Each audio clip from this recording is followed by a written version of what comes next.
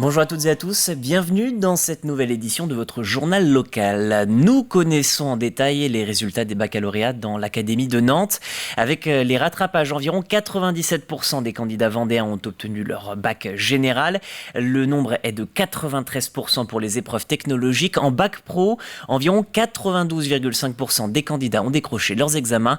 Le département se place d'ailleurs au-dessus de la moyenne académique dans les différentes épreuves. Ce week-end a été également marqué par de nombreux feux de récolte dans le département. 2 d'entre eux à Beaufou et Bellevigny ont d'ailleurs mobilisé d'importants moyens et le secours de plusieurs casernes.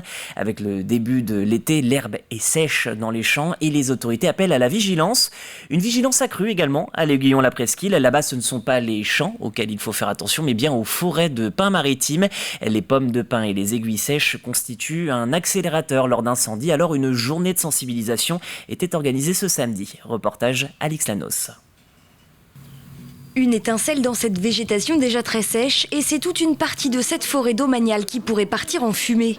C'est pourquoi tous les acteurs de la prévention des feux de forêt se sont réunis à l'Aiguillon-la-Presqu'île pour sensibiliser les touristes déjà nombreux, mais également les locaux au risque d'incendie. Donc en leur expliquant qu'il ne faut pas fumer dans la forêt, qu'il ne faut pas faire de barbecue.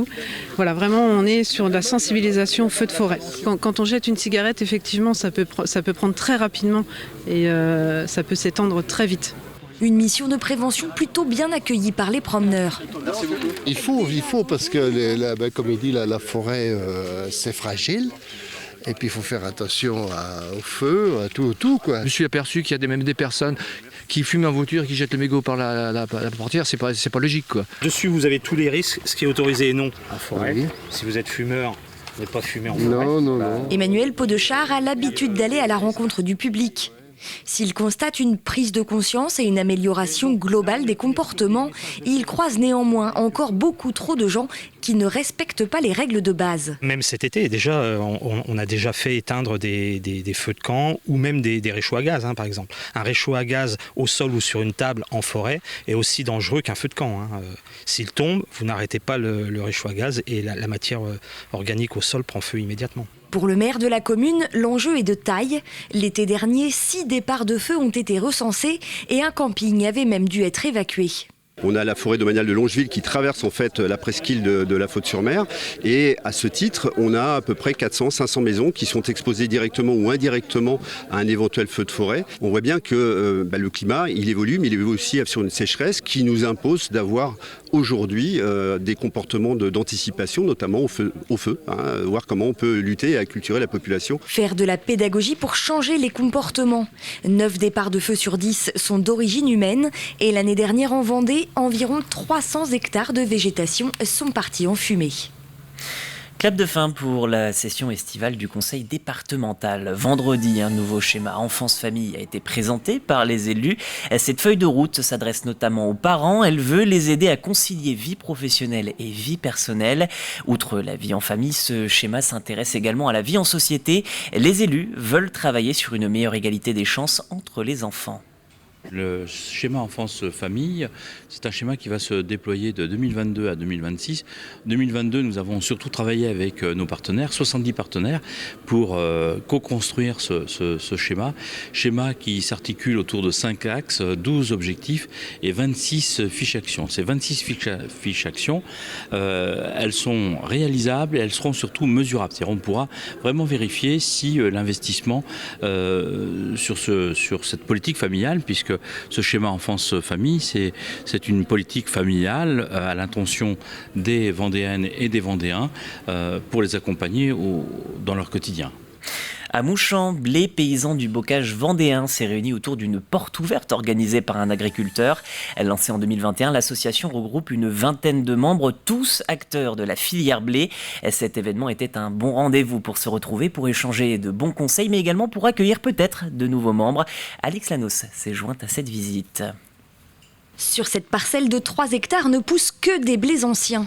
Des blés reconnus pour leur qualité nutritionnelle et qui ont la particularité de s'adapter aux conditions environnementales sans utilisation d'engrais de synthèse ou de pesticides. Micro en main, Guillaume Cousineau présente les atouts de sa production à des professionnels de la filière. On a invité les boulangers, les producteurs de blé, le meunier et des futurs boulangers qui seraient intéressés pour la filière. Et on essaye de présenter une image un peu meilleure de l'agriculture. On est en bio, on est autonome, économe. On essaye de préserver l'environnement et c'est important de montrer que ça marche. Guillaume fait partie de la filière blé paysan du bocage vendéen, qui réunit 3 producteurs, un meunier et plus d'une quinzaine de boulangers. Cette journée de découverte leur permet de se rencontrer et d'échanger.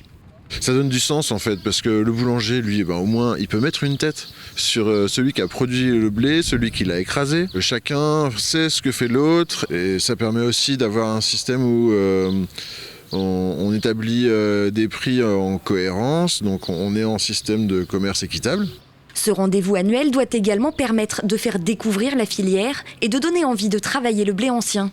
Pour ce restaurateur de La Roche-sur-Yon, la visite est concluante. J'ai envie d'essayer déjà, d'utiliser ce blé. Alors on travaille de la pizza, donc c'est pas une panification, on va dire, standard. On a d'autres besoins en termes de force et d'élasticité de la pâte. Mais ça n'empêche pas, quand je vois ces agriculteurs qui travaillent, qui se battent pour promouvoir ce blé-là, je trouve ça bien d'essayer de travailler avec. Plus responsable pour le producteur, plus digeste pour le consommateur, le blé ancien sur le département ne représente pourtant qu'une infime partie de la production de blé. Pour continuer de développer la filière, ce sont maintenant les habitudes des consommateurs que les professionnels vont devoir faire évoluer. Et puis terminons avec un petit peu de sport sur les routes du cycliste aujourd'hui. Repos ce lundi pour le peloton et les 7 coureurs restants de la team Total Energy. 7 puisqu'il y a eu un abandon. On va y revenir dans quelques secondes puisque l'équipe a animé ce second week-end de course. Hier, Pierre Latour s'est classé 2e à l'arrivée en haut du Puy-de-Dôme. Le Noirmoutrin Mathieu Burgodeau finit également dans le top 10, 9e. Une journée positive après un samedi marqué, je vous le disais, par l'abandon du coureur belge Stef Kras. Seule bonne nouvelle ce jour-là, le prix du combatif du jour pour Anthony Turgis après sa journée à l'avant de la course lors de cette 8e étape. Demain, les cyclistes ont rendez-vous avec un parcours accidenté de 167 km entre Vulcania et Issoire.